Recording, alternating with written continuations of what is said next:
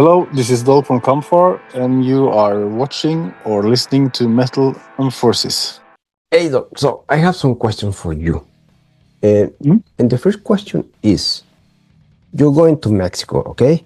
Yeah, And if you compare playing in Mexico compared with Europe, do you feel some kind of a more freedom when you go to Mexico, or you feel like more stress? Which kind of feeling do you have when you go to a place that is not Europe?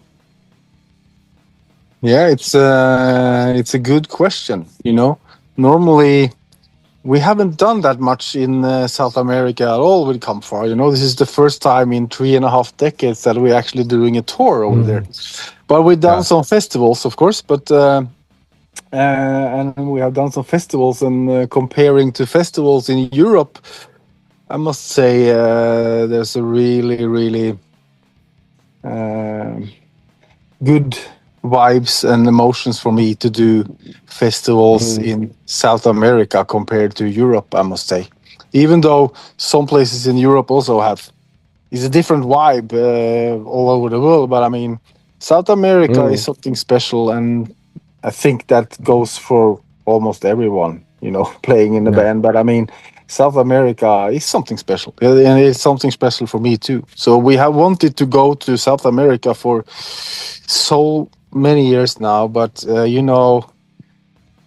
you know how it is with all this Yeah. financial stuff, and yeah,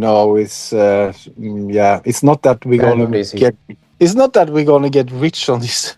That's not the intention. But I mean, to go out with at least something in on the plus side means something. And I mean, so now it's a different story, and now we can be able to do that. So we're really looking forward to that.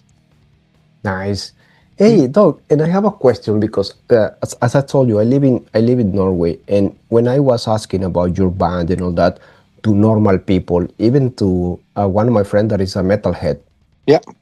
they related the name of the band to a candy. But the Okay. name of the band is coming from a scream or a yelling from Odin and all that, like something very mythologic. But have you ever got that confusion?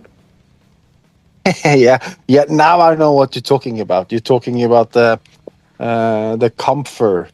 It's something Yes. here we have in Norway called, which the old people used to have on their Yes. kitchen table, called camphor drops. And it's a Mm. lot of hassle going on with that during the years. But now it does. Of course, I heard it, but it doesn't bother me too much, to be honest. But I mean, Oh, okay. of course, I heard that comparison. Yeah, yeah, yeah, yeah. Mm. Yeah, I was surprised when people told me, yeah, yeah, it's on candies, and I was Yeah, like, yeah, yeah, yeah, yeah. So it has our nothing to our do. record label had this idea to release Comfort candy, actually, because of that, and we said no. That's not what we do. Yeah. Nice, nice. Yeah, yeah, yeah, And Doc, how do you see the evolution of, especially black metal, from yeah. the 90s to today, and especially in the music industry? What changed? Is it the people selling their souls for the money? Is people what's going on? What do you think? Yeah, it's a hard question because I ask myself that question many times myself personally, and personally, Comfort is not my first band, man. I mean, I have been doing Comfort for almost 3.5 decades now, so it's not a thing about earning money. It's not a thing about selling your soul anymore. It's more about this is my life, and I think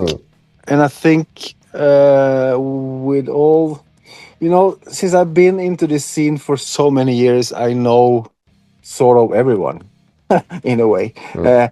and I can say, and I can speak for at least for all the bands from the '90s that are still here. It's not the money or the soul selling that drives them. It's sort of what we set out to do. Was not an it was not an idea to earn a lot of money or to becoming rock stars or anything. We set out on this journey sort of. First of all, we set out on this journey because we wanted to put an example of that music meant something and not just all this gimmick thing, which death metal, Swedish death metal, you know, it's sort of in the early 90s turned over to something else. I don't say that Swedish death metal is fake metal or anything. I don't say that. I say that it turns into it was a way of drifting away from its purpose, sort of. And I think the whole idea with black metal back then, like all people have heard stories about, of course, it was the main idea was to maybe put it on the board that this is real. This is not about gimmick. This is real stuff, you know. And Correct. of course, all the emotions and all the feelings and everything that follows that with church burnings and stuff. That's a different story. But I mean, now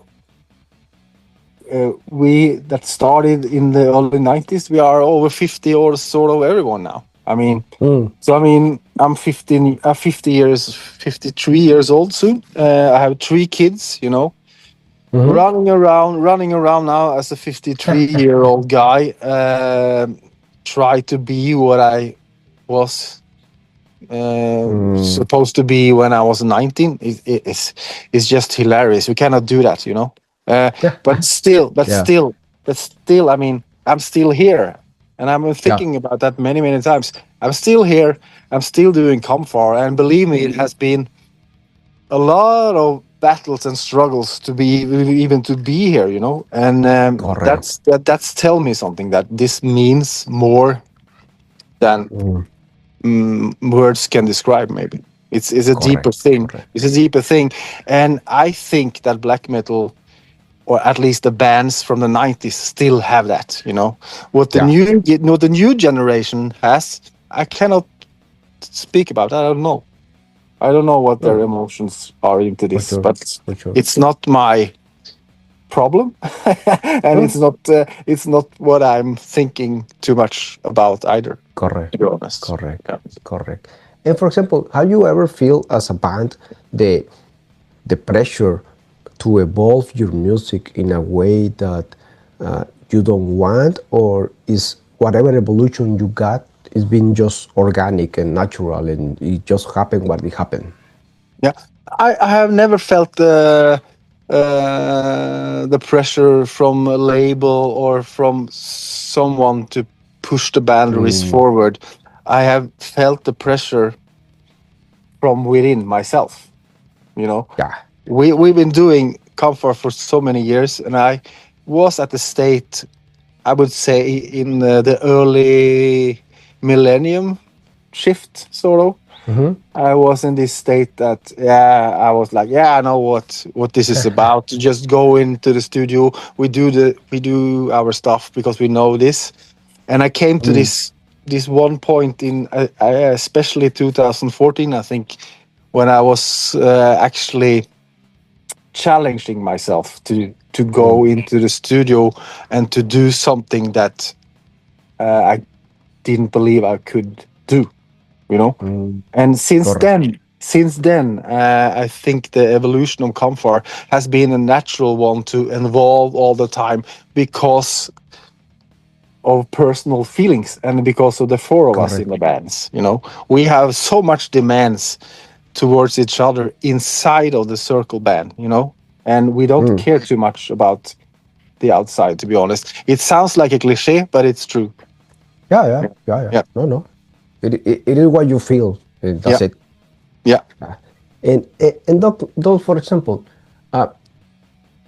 KAMPFAR means something for you and your band. But what kind of legacy would you like to leave in the people, like years after KAMPFAR is not there anymore? Yeah, and that's a hard question. And you know, I got the son now. My youngest son, he follows my footstep. He plays black metal now. And to me, it has been very, real and important to see how he grow into this and how he develops into this musical scene. And For me, it's much more important to put the legacy that he can be proud of.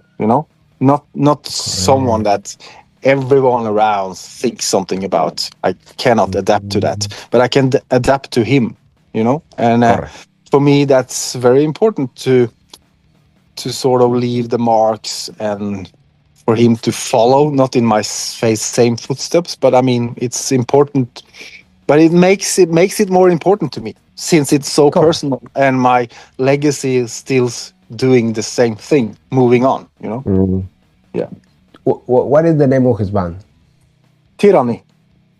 Oh, Yeah. yes, yes. We're gonna look for it. You will see. We're gonna look for Yeah, it. yeah, you will see. They are on the track, so it's gonna be very, very nice. Yeah. They already have a music recorded and all that. No, they are going to start on some To recordings start now. now. We are dealing with that. I'm helping them with some details and stuff, but it's gonna be interesting because Yeah, yeah, yeah. We yeah, wanna pay it's gonna be attention to interesting. it. Yeah, yeah. Yeah, we wanna pay attention. Mhm. And Dol, what would you do different from if you had the chance to go back to the beginning of the band and you have to give yourself an advice? What would Yeah. you tell you? Well, it's sort of hard to do that, but if I could do that, if I could do that, I would say one legacy that has sort of put everything step back and sort of the battle that we have become battling during the years. Mm. It was that we were very early in doing this folkloric stuff, put it into the Oh, black metal yeah, music, yeah, and in yeah.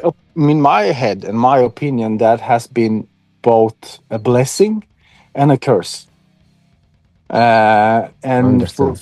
if I would have gone back, I would probably have not done it like that because I feel it has been more of a curse than a blessing, to be honest. It's not that, yeah. Okay. I think that, yeah, we have a lot of fans connecting to that period, but still, it has been some elements in that has held us back, sort of. Yeah. I got So you. if I I got could you. have done something differently, I would probably have done that. Yeah. Ah, okay. But that, Yeah. but your style, you will take it probably years later, once Yeah. after Yeah. you Yeah. experimented something else. Yeah. Yeah. Yeah. Oh wow, that's a very nice Mm. answer. Is I'm shocked. I love it. Yeah. Yeah. Yeah. But then, even then, though, if somebody doesn't know Kamfar, which song would you recommend to start with? Like, which Mm. song will make people to understand what you're trying to do?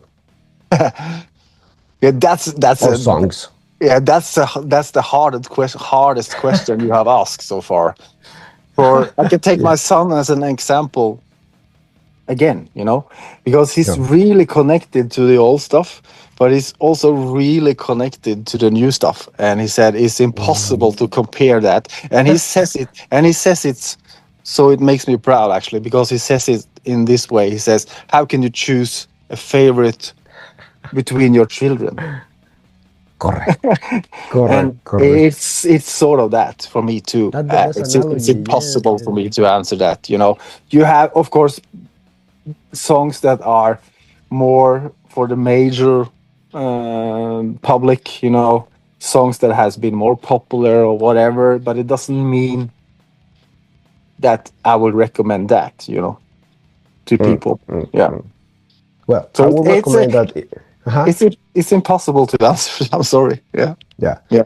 I will give my recommendation as a Yeah. listener is that if you just met Kamfar Mm. for one of the latest songs, I Yeah. would recommend you to stop there, go back to the beginning, and Yeah. then come to the end.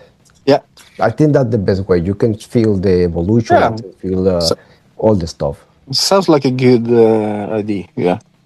Yeah, yeah. And though, Mm. like, What message do you have for the people in Mexico that is waiting for you, and what kind of things you want them to live to take with them when the concert finish?